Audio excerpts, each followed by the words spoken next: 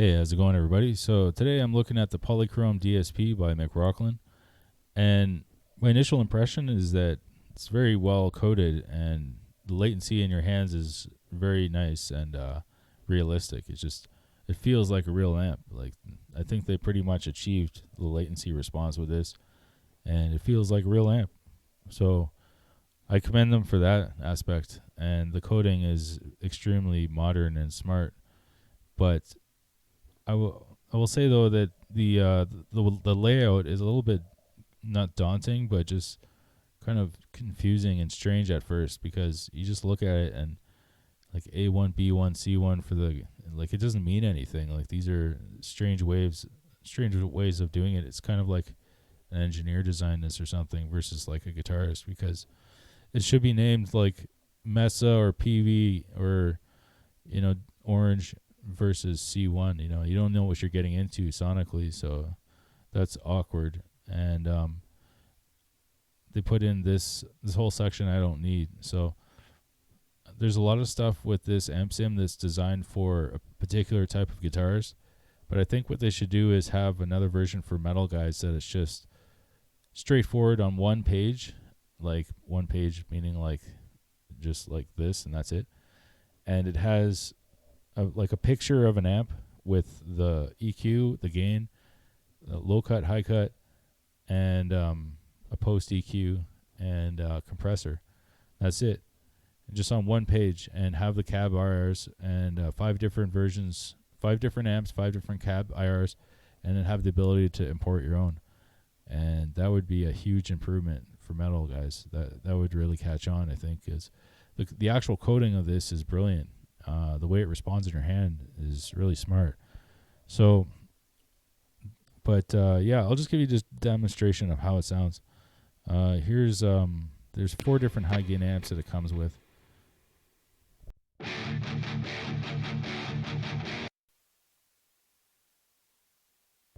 It's just so you know what's going on. It's not my computer cutting out. It's because I'm using the demo version and it silences every 10 seconds, which is a lot less annoying than the Tone X, which is like blasting you with white noise. So just to let you know.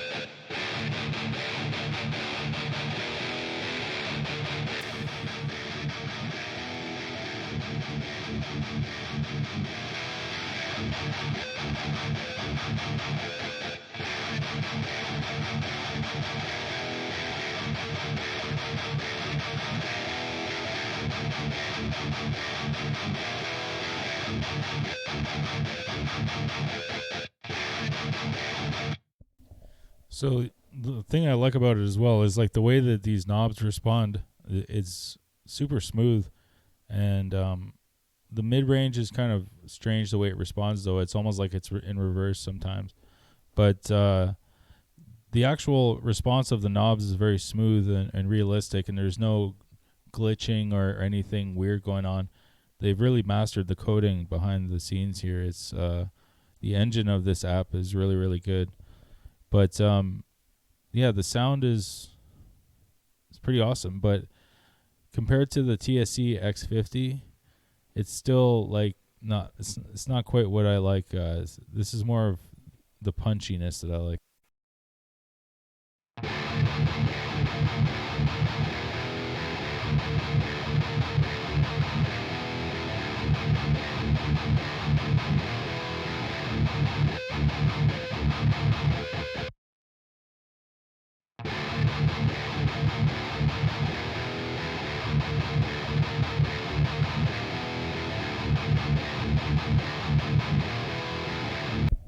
This is like seriously the best app ever made for metalheads, and I really hope that they continue to produce apps, because if you go to their website, it seems like they're on hiatus, but it's just beautiful. Like, it's a Mark II C Plus and a 5150, and the noise gate and the tube screamer are perfect. It works super good. This noise gate is the smartest noise gate I've ever used, and this tube screamer is perfect. I've seen guys just use this section of the amp sim just because this section is so good. And then the 5150 sound is perfect. Like, I saw a video a little while ago.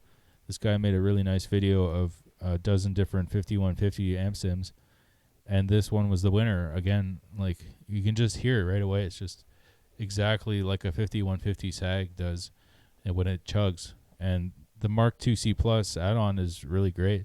So when you combine the two together, when you do a left and right hard pan rhythm tracks, you can do the MK2 for one and the 5150 for the other.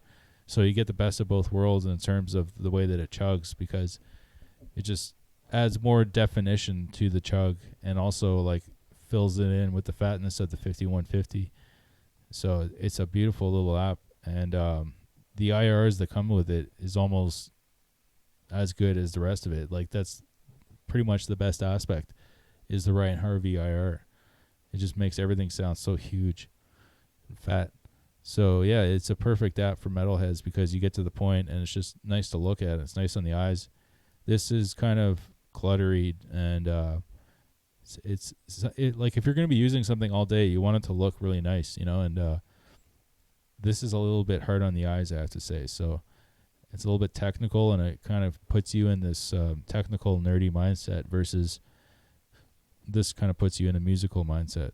So it's a simple little difference, but I think if they were to improve this and make it for metal guys, just one page with a picture of a nice amp and just something to look at, visually. But they don't need to use any fancy OpenGL or anything like that. But that's it. I really like it. I think it's well coded, but it needs to be boiled down so that it's useful for metal guys. And the price is a little bit expensive, $149. I'm not going to pay that for something I'm not going to use. Like, all these functions on the post effects, the delays and reverbs, I'm not going to use that. So I'm not going to pay for that. It doesn't make sense. So it's really not worth it for metal guys. But other than that, it's really well coded, and I think it has a lot of potential. So that's it. That's my final thought for today. I'm Jerry Springer.